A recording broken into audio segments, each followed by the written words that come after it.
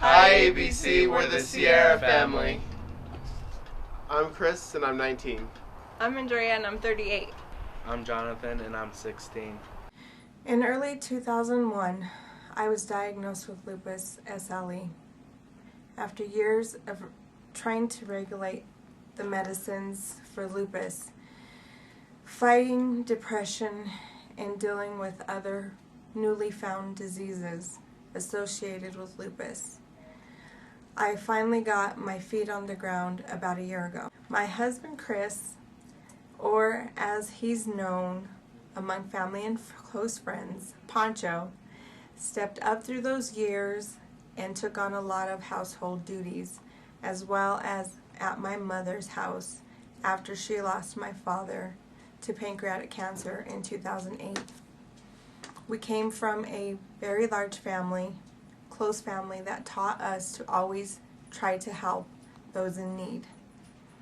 Pancho and I have encouraged our boys to follow in those same footsteps. Now I come to ask you for your help in our time in need.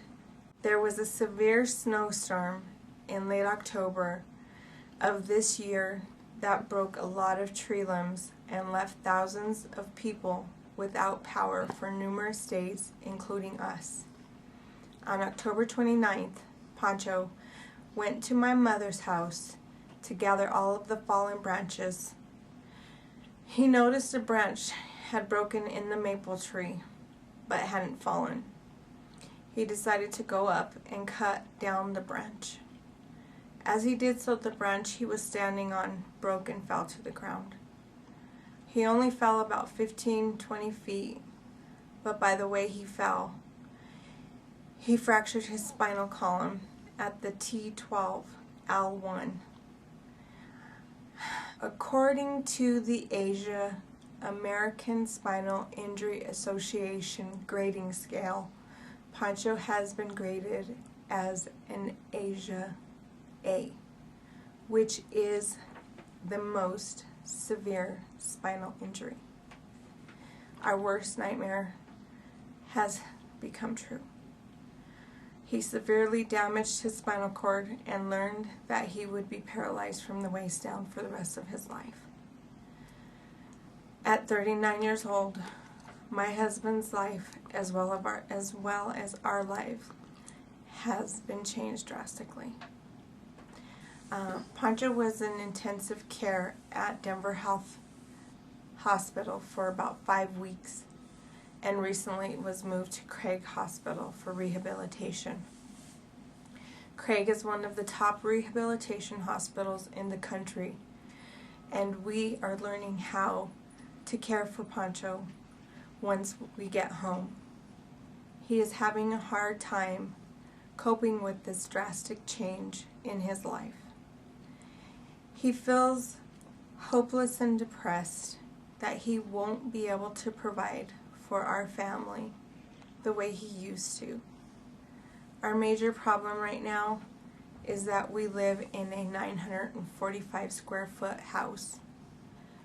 There is no way he will be able to get around in our house easily. This is our hallway to get to the bathroom, and it's not wide enough. And to widen or to turn his wheelchair to get to our bathroom, it's just not wide enough. And this is our bathroom, and I can barely fit through this doorway. So there's no way he's going to be able to access the commode, the bathroom, toilet, or the shower. So these are our basic average needs as a human. The physical therapist and occupational therapist just got back with me after doing a home review, and they confirmed with me, as we had assumed, Chris would not be able to access most of the living areas in our home other than the living room and the kitchen. He will not be able to access our bedroom or the bathroom, which are two of the other necessary rooms I believe that he would need. I am leaving now from their office to go to his room to tell him. He comes home January 11th, and at this point, he won't be able to get to the bathroom. We desperately need your help. Please make our home livable for my husband. This is the Sierra residence. We are at the front entrance of our home. We have been blessed. Friends of ours have donated a front porch with a deck. Again, we have great friends. Again, Chris has always helped people, and they have returned a favor in need. Come take a tour. This is our bedroom that he's accessible to, and that is because I have ripped out our door frame. Our door frame with the actual frame was only 29 inches. He was only accessible. He only had access into it knuckle to knuckle. I ripped it out, and then he was able to access. As you can tell, it's a great job. This is our bedroom. I had to rearrange the furniture so that he can have one way in. He'll only have one way in and reverse out. He has access to his clothing, minimal access to his clothing. We have a curtain as a door as a result of me ripping out our door frame. As you come out, here's our dining area. I can barely reach on this side, or barely fit in on this side of the table. He would fit there on the end, but our dining area is very small. From our dining area is our office. I can reach or fit sideways. Maybe two people, if they squeezed in, could fit. If we switched out the chair, he'd probably be able to reach in knuckle to knuckle, but it probably wouldn't be. This is our kitchen. We actually had some friends come in, or relatives come in and do some changes to the kitchen because it was not accessible to him. He would not have had a second emergency exit, which is a ADA requirement. ADA requirements are doorways 36 inches wide for patients, and door exits 36 inches wide, and there also be 2 emergency exits. He has full mobility and full capability of any of the appliances in the kitchen. Those were changes that have just recently been made with the help of family and volunteers. The next thing that we would need help with is the flooring from the kitchen to the living room is offset.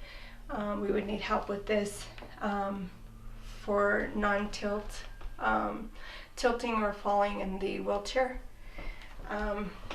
Again, 36-inch doorways, ADA requirements. This is our living room. He has full access. He would be able to go anywhere in here. Now we're going into our the other part of our home where he has no access at all. This is our hallway. He would not be able to fit in here. Again, ADA requirement, 36 inches. This is where his wheelchair stops. He doesn't fit any further. This is our son's room. This is our other son's room. And to the left of me is our bathroom, which is a requirement and a necessity in any person's life. We need a whole new bathroom set up per the ADA. handicap requirements. The bathroom equipment that he has or would need would not fit in our bathroom per what they say he needs.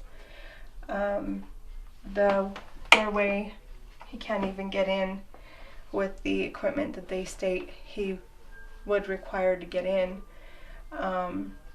We just need help.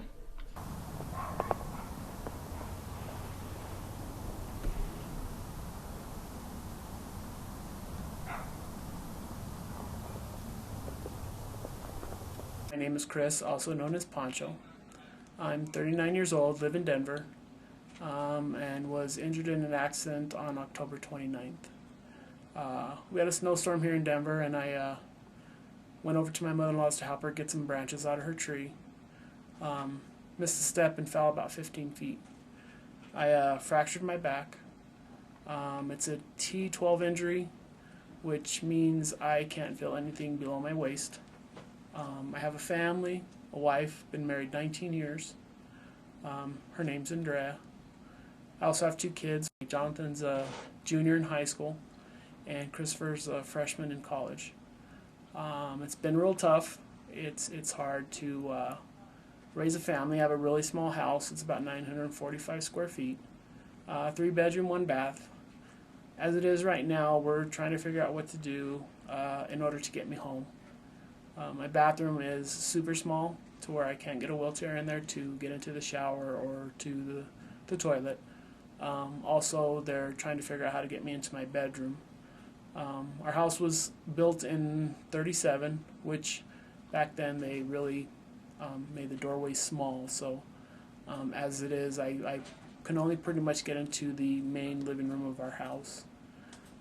We're asking for help. We're a 1-level house. And it's really tough. My wife, Andrea, had to quit her job to take care of me. Right now we are in a rehab facility, and I'm trying to get better. My wife is taking care of me, but as it is, she has no income, which really puts a strain on our household. We're asking for help. I know he's helped out a lot of people. I would like for you just to listen to my story, and hopefully you can help us out. So thanks, and have a wonderful day. My name is Chris Sierra. I'm in college. I just started this last fall. Making the house over would just improve everything. It would help my dad to get around the house. It would make showering, using the restroom, just the basic needs, that much easier. And it would also make the kitchen a whole lot more accessible, because we all know we like the snack foods and just being able to get to our fridge and to our cupboards. My biggest fear is just not being able to have the simple accommodations that a normal person would need just to live, I guess you could say, a normal life, and to be able to live comfortably within their own home. Some of the challenges that I see would be if he were to fall while he was in the shower, while he was just around the house, if we would have the room to be able to get another person in there to pick him back up, or just to have either my brother or myself to pick him up and to be able to maneuver him around the house. I'm Jonathan, I'm 16, I'm a junior at Wheat Ridge High School. I like football. It would improve our lives because my dad would have more mobility around the house, and he would be able to get to things, and sometimes maybe even use the restroom by himself instead of needing somebody to help him transfer to something to get into the bathroom. My biggest fear would be if he would fall and nobody would be here, or if he didn't have the room to be able to put himself back into his chair to bring him back up, that maybe he'd just be laying there all day until somebody were here. The challenge would probably be lifting him up if I'm at school, my brother's at school, and my mom's the only one here, if she's not able to pick him up, he might have to lay there all day until one of us are home to pick him up. In the future, one of us will probably have to live close just for the safety of him until he for sure can move and everything by himself and won't need as much support. But since he's barely coming home, he's going to need a lot of help just getting used to everything again. Thanks ABC and Extreme Makeover-Home Edition.